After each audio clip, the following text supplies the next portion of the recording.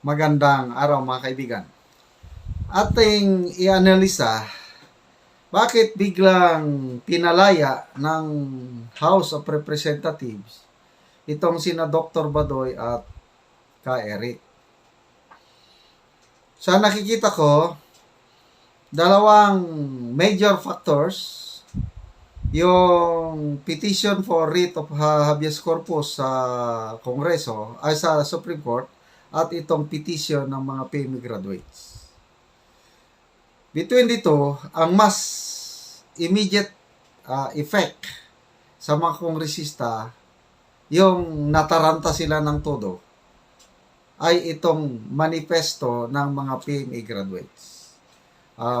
Pumapangalawa na lang yung Supreme Court dahil wala pang kasiguraduhan yun kung aksyonan kaagad ng Supreme Court o hindi. Pwedeng next month pa yun madesisyonan. Kaya lang ito, napakabilis itong aksyon kasi yung manifesto of support, I think the other day nagsimula yun eh. Tapos ang mga signatories nadadagdagan everyday. Itong latest count is 146. Yung PMAyer na nagpadala sa akin ng manifesto and signatories, sabi niya, sir, nadadagdagan pa ito everyday. Karamihang nagperma is class 74 and class 87. Bakit 74? Kasi si General Esperon, yung National Security Advisor panahon ni PRRD, class 74. 87, yung husband ni Dr. Badoy, Walter Partosa, member ng class 87. Si General Parlade, na kasama ni Doc Badoy at Ka Eric, 87 din. Marami pang hindi nakapirma dyan. I am very sure. Class 84, marami ring pipirma dyan.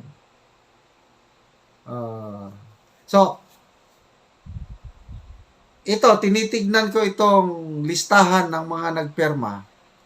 Ang pinaka-senior na nakita ko itong si General Ismael Villarreal, PMA class of 64.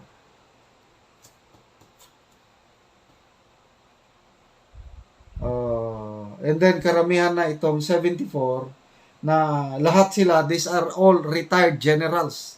Itong class 74 na pumirma. Meron pa nga PNP chief, si General Avelino Razon. Sa AFP naman, si General Pilimon Santos, I think that's class 87, pumirma din.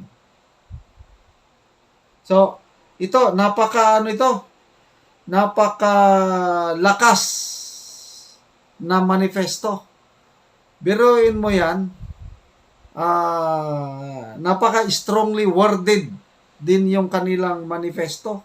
Basahin ko sandali ha. Manifesto defending the democratic rights of Dr. Lorraine Badoy Partosa and Mr. Jeffrey Ka Eric Celis, demanding for their immediate release from congressional detention. Mabigat yun. Demand. Hindi request eh. Demanding. Ito, yung nakita kong galawan. Si Congressman Acop, member siya, PMA class 1970. Mabait itong si Congressman Acop. Halos walang kaaway yan sa grupo ng PMA. Kasi makita niyo naman yung ni Congressman na very gentleman, very approachable. I believe na itong si Congressman Acop ang naging tulay ng mga PMAers, nag-usap-usap ang mga yan. Kasi nagbisita si Congressman Acop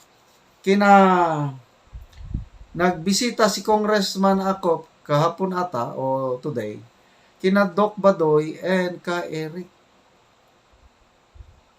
Baka yung pagbisita niya is baka advance info na yun na okay, i-release namin kayo.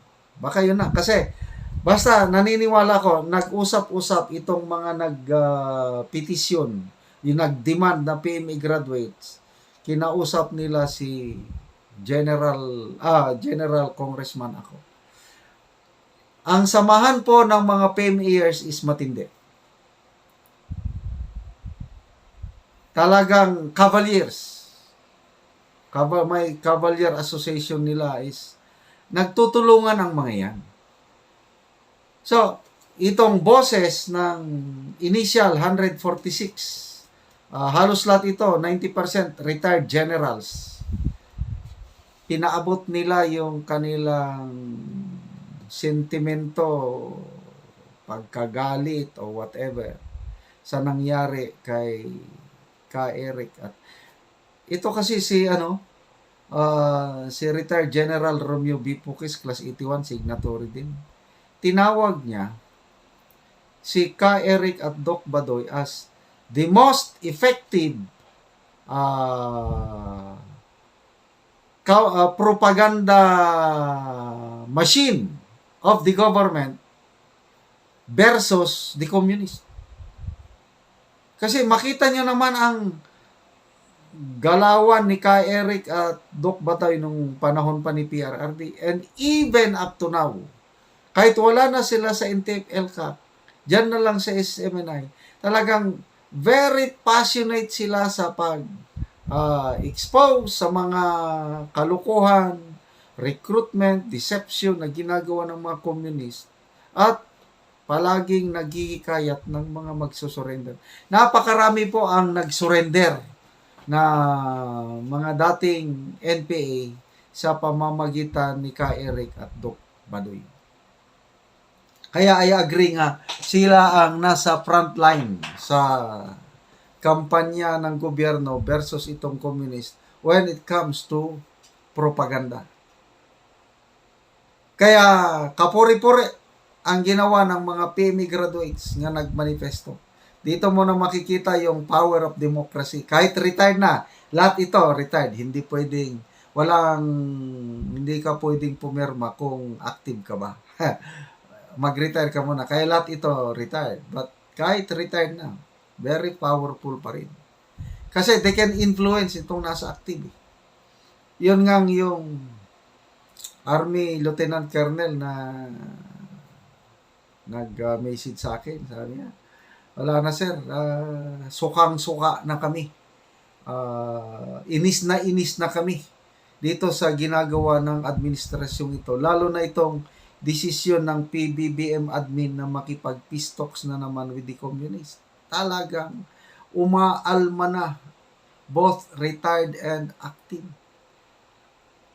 So, yun na nga, ang daming mga issues. ICC, gusto nilang papasokin. BP Sara, gusto nilang impeach. Tapos itong peace talks. Dinagdagan pa itong pagkulong kay Doc Badoy at ka Eric, at saka i-cancel ang prangkisa ng SMNI. Sabi ni Senator Bato, the only media network na tumutulong sa kampanya versus komunista, SMNI lang. Bakit mo i-cancel ang prangkisa? Ang laking tulong. Oo nga naman. Kaya itong mga kongresista, hindi ko na maintindihan na kung sino pa yung tumutulong sa gobyerno, yan pa ang tanggalan nila ng prangkisa nang dahil lang sa report na 1.8 billion gastos sa travel na nagtatanong man lang. Ano naman tong ating mga kongresista masyado kayong balat sibuyas. So, litin natin. Main reason, bakit pinalabas kaagad si Eric, Doc Badoy, natakot sila. Nawalan ng yagba. Nawalan ng balls. Wala na. Takot sila sa gagawin nitong mga PMA graduates. Kaya minabuti, rason pa nila humanitarian consideration, palusot na lang yon. Plus, nag-aabang pa nga petition for writ of habeas corpus, aywan ko na lang. Hindi, may tumatawag sa akin. Hello, Nico. Nag-vlog ako. Hello. So, yun po. Magbunyi po tayo. Kuan ito. What's this? Tagumpay ng demokrasya. Tagumpay ng sambayanang Pilipino. Mabuhay ang mga PME graduates na nag-sign sa very strongly worded manifesto demanding the release ng dalawang bayaning ito.